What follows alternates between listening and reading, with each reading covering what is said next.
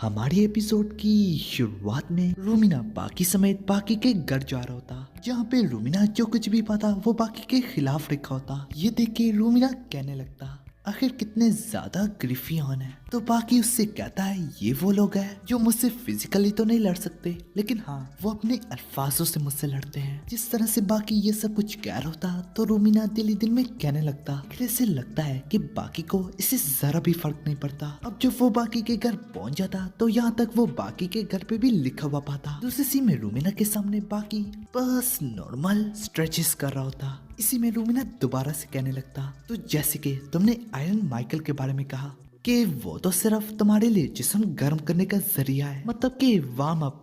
रूमिना मजीद बोलता जबकि तुम अपने फादर से लड़ने जा रहे हो। तो बाकी कहता उसकी वजह मेरी और मेरे फादर की आपस में नहीं लगती। रूमिना बोलने लगता तुम्हारा फादर तो बहुत स्ट्रॉन्ग है ना। बाकी कहता वो पूरी दुनिया के लिए अनडिस्प्यूटेड ओपन वेट चैंपियन है। कोई जानवर यहाँ तक कैंसर के सेल भी उसका कुछ नहीं बिगाड़ सकते।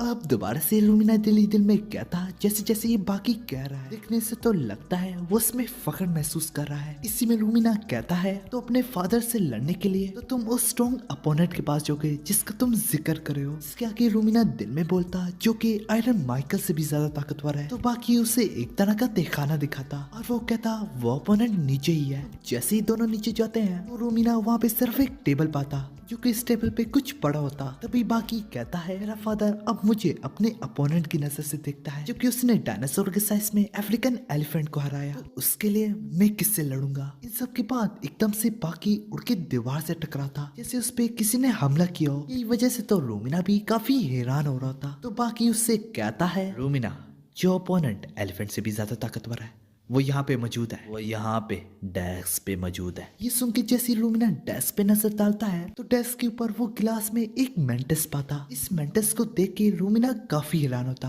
वो कहता ये तो इस पे बाकी कहता हाँ, और मजीद बोलता अगर हम बात करें 1-on-1 फाइटिंग की, कीड़े वगैरह तो प्रोफेशनल से भी ज्यादा प्रोफेशनल है।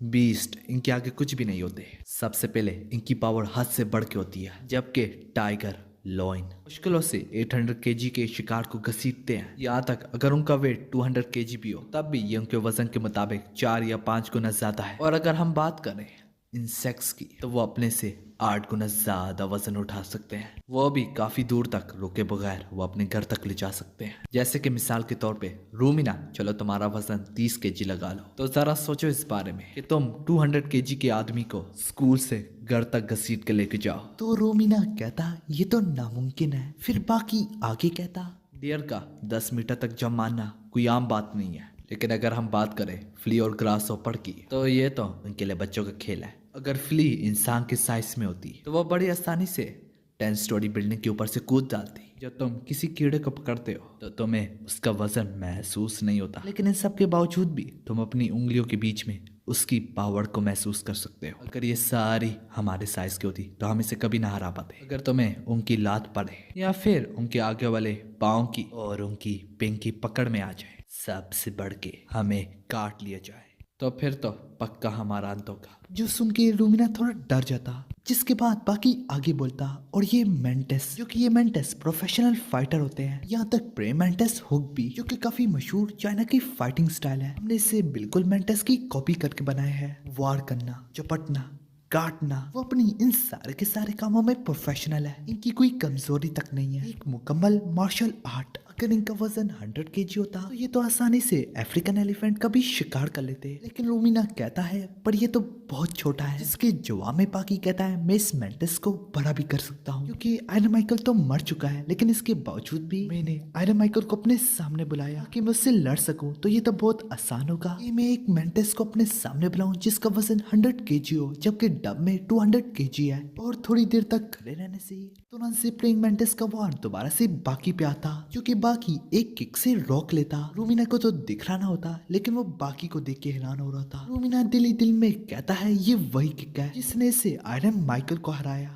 लेकिन इस बार बाकी पीछे जाता। अब ये देख के तो बाकी भी हैरान हो जाता। ये चीज भी रूमिना नोटिस कर लेता कि बाकी काफी ज्यादा नर्वस है। यहाँ तक बाकी मजीद ऊपर देखता जा रहा होता। ये बात रूमिना को भी समझ में आ जाती। फिर रूमिना दिल ही दिल में कहता, आखिर कौन से मास्टर को बाकी इस वक्त देख रहा है, जिसपे बाकी वक्त पे ही उसके और वारों से बच रहा होता। फिर रूमिना वहाँ पे देखता है जहाँ पे मेंटेस वार कर चुका होता है। वहाँ पे देख के वो दिल ही दिल में कह रहा होता, बाकी सही कह रहा है। वो एक 200 kg अफ्रीकन एलिफेंट और लोहे से हाथ से बढ़ के ज्यादा ताकतवर है। सबके बाद बाकी उस पे अगला वार करता, लेकिन अगले वार में मेंटेस उससे पकड़ लेता। इतना कुछ देख के रूमिना भी समझ जाता कि बाकी को उसने पकड़ लिया है, लेकिन कैसे न कैसे करके बाकी अपने आप को छुड़ा ही लेता। तभी रूमिना कहता है, एक जबरदस्त हिट लगी है, वो जरूर मर गया होगा, मगर उल्टा बाकी घूमता हुआ जाके दीवार से लगता। अब ये देख के रूमिना दिल ही दिल में दोबारा से कहता, जबकि बाकी प्रेइंग मेंटिस को कमजोर करके आसानी से हरा सकता है, आखिर क्यों ये अपने आप पे इतना सख्त है। यूं ही बाकी दोबारा से उसके हमले को डॉज कर रहा होता, कि सिर्फ डॉज बल्कि डॉज करते हुए लड़ा भी होता। उस दौरान भी रूमिना अपने मन में कह रहा होता, बाकी बड़ी मेहनत से लड़ा है, बड़ी मेहनत से बच रहा है, बड़ी मेहनत से वापस हमला कर रहा है, एक ऐसे अपोनेंट से जो असल में है ही नहीं। रूमिना मजीद बोलता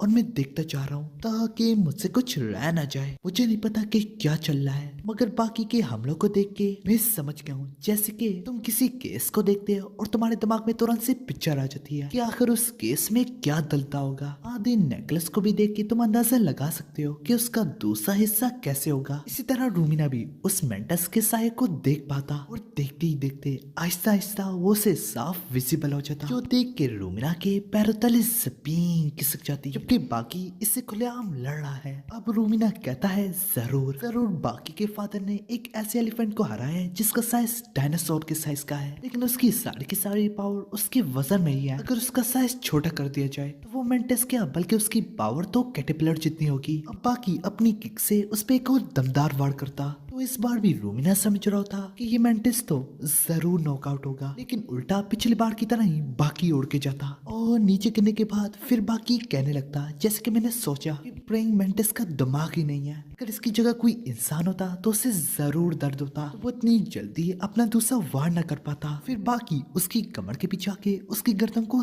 कस के पकड़ लेता, लेकिन इसके बावजूद भी वो प्रेइंग मेंटिस बाकी को घूर रहा होता। यूं ही हर बारी की तरह उल्टा वो बाकी पे ही बाड़ी पड़ जाता, जिसपे बाकी अपना सर से लेके पांव तक का सारा जोर लगाने लगता। और जैसे कि मैं पीछे एक्सप्लेन कर चुका हूँ, इंसेक्ट्स में काफी ज्यादा पावर होती है, तो बाकी तो उसे पावर कॉन्टेस्ट में बिल्कुल नहीं जीत सकता। तो बाकी उसके मुंह पे किक दे के अपने आप को छुड़ा लेता और छुड़ाते ही बाकी मुस्कुराते हुए कहता, ह्यूमन, इंसेक्ट, बीस्ट, जो भी हो इससे फर्क नहीं पड़ता, क्योंकि मैंने तो वही करना है जो मैंने करना है, जो कि सिर्फ और सिर्फ फाइट। ये कहते ही बाकी उस पे दमदार वार करने लगता, अगर वार करते हुए भी बाकी को अपने हाथ और पैर पे दर्द हो रहा होता, क्योंकि उसका जिस्म स्टील और इन सबसे ज्यादा मजबूत है। लड़ते लड़ते बाकी उसकी जॉइंट्स को पकड़ लेता, अगर उसकी पावर कुछ ज्यादा ही होने के कारण वो बाकी को दोबारा से दीवार से पटक देता। यही वजह से वो छोटा सा मेंटस भी आजाद हो जाता। इस पे बाकी दिल ही दिल में कहता है, मार्शल आर्ट तो इस पे काम ही नहीं करते। अब दोबारा से बाकी उससे लड़ने के लिए तैयार होता। ये देख के रूमिना भी काफी हैरान हो रहा था और वो कहता, बाकी को इतनी ज्यादा हद को नहीं पार करना चाहिए, जबकि ये एक नकली अपोनेंट है, बाकी चुप जाए अपनी लड़ाई को खत्म कर सकता है। जिस पर रूमिना चिल्लाते हुए कहता, बाकी ये काफी है, तुमने बहुत कुछ कर लिया। लेकिन बाकी को चेहरे को देख के रूमिना समझ जाता कि वो तो मुझे सुन रहा भी नहीं है। बाकी उस मेंटस में खो चुका है, जिसकी वजह से सब कुछ और भी पहले से भी ज्यादा असली हो चुका है। बाकी अपने दिल ही दिल में कहने लगता, इस रूम का ऐसा कोई कोना नहीं है जो कि इस मेंटस की नजरों में ना हो, यहाँ पे तो कोई भागने की जगह तक नहीं है। लेकिन फिर बाकी कहता, एक मिनट, अगर मैं उस मनहूस से लड़ते वक्त नहीं भागूंगा तो मैं इससे क्यों भागूं? अब बाकी और उसके बीच में दोबारा से लड़ाई स्टार्ट हो जाती। तभी बाकी प्रेइंग मेंटिस हुक का इस्तेमाल करते हुए उसकी गर्दन के नीचे एक वार करता, पर तभी बाकी को उसकी गर्दन के नीचे कुछ सॉफ्ट सा महसूस होता। अब बाकी तैयार होता एक ही स्टाइल का इस्तेमाल करके एक ही जगह पे वार करने के लिए। अगर इससे पहले हमें चाइना में बहुत साल पहले एक मंक के बारे में दिखाया जाता, वो बस गुजर रही होता है कि उसे झाड़ियों में से किसी की आवाज आती है। जब वो झाड़ियां हटा के देखता है कि एक बर्ड वर्सेस प्रेइंग मेंटिस हो रहा था, वो मंक कहने लगता, जहाँ मर्जी से जैसे मर्जी तुम इस फाइट को देख लो, मगर इस फाइट का विनर चिड़िया ही होगी। लेकिन उस फाइट में प्रेइंग मेंटिस जीतता, क्योंकि कुदरत ने इस मंक को गलत साबित किया, साथ ही साथ उसे एक तोहफा दिया, एक नया martial art praying mantis hook. वो मंक उस पे गहरी नजर रख के बिल्कुल उसकी तरह ही ट्रेनिंग कर रहा होता है। उस उसकी ही कॉपी कर रहा होता है। प्रेइंग मेंटिस पे गैरी नजर के बाद, गैरी ट्रेनिंग के बाद वो एक नया मार्शल आर्ट बनाता जिसका नाम प्रेइंग मेंटिस हुक है। ये चीज रोमिना भी नोटिस करता है कि बाकी का स्टैंस बदल चुका है। अब बाकी उस प्रेइंग मेंटिस को हराने के लिए प्रेइंग मेंटिस हुक का इस्तेमाल कर रहा है। जो देख के रोमिना दिल ही दिल में कहता है, मैंने कभी ये नहीं देखा होगा कि बास्केटबॉल और वॉलीबॉल एक साथ ही खेल रहे होते हैं। लेकिन मार्शल आर्ट में तरह तरह के मार्शल आर्ट का इस्तेमाल करके लड़ने वाले एक दूसरे से लड़ते हैं, यहाँ तक वो दूसरी स्पीशीज से भी लड़ते हैं। खैर वैसे आपस की बात है, सबसे पहले बाकी की एक्सप्लेनेशन मैंने ही स्टार्ट की थी क्योंकि मुझे इससे ज्यादा फर्क नहीं पड़ता कि मेरे बाद भी कोई स्टार्ट करे या नहीं। लेकिन मैंने एक एक्सप्लेनेशन देखी थी बाकी सन ऑफ ओगर के बारे में, लेकिन मुझे इससे जरूर फर्क पड़ता है कोई खुद से अपने आप से बातें बनाने लगे, क्योंकि एपिसोड में जरा भी उसके बारे में जिक्र तक नहीं होता।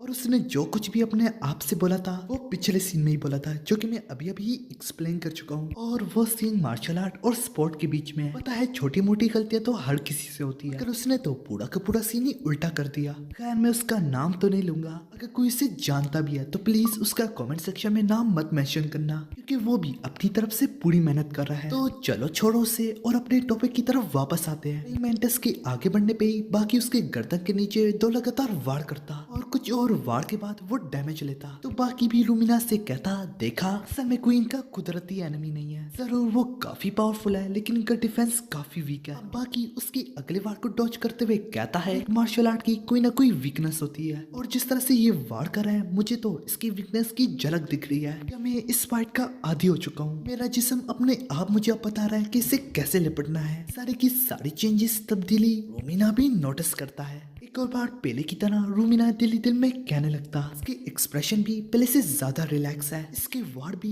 बिल्कुल एक्यूरेट जगह पे है। तो दिखने से ही नहीं लगता कि praying mantis versus praying mantis ही हो रहा है, अब तो जैसे बर्ड वर्सेस प्रेइंग मेंटिस हो रहा है। यहाँ तक ये प्रेइंग मेंटिस जो कि पहले लड़ने के लिए बेताब हो रहा था, अब जरा इसे देखो तो सही, डर के मारे पीछे जा रहा है, जो कि बाकी पहले काफी ज्यादा नर्वस था। तो बाकी कॉन्फिडेंस से भरपूर हो चुका है, जैसे कि वो बाकी से डर गया है। तो यहाँ पे फाइट खत्म हो गई, वो फेक वापस छोटा हो जाता और छोटे से गायब हो जाता। फिर बाकी असली प्रेइंग मेंटिस से अपनी उंगलियों से लड़ने लगता। रोमिना दोबारा से कहता, ये बाकी के लिए एक बहुत जबरदस्त विक्ट्री थी, मतलब कि जीत। यहाँ पे हमारी एपिसोड वीडियो पसंद आए तो लाइक करो, अगर पहले से नहीं किया तो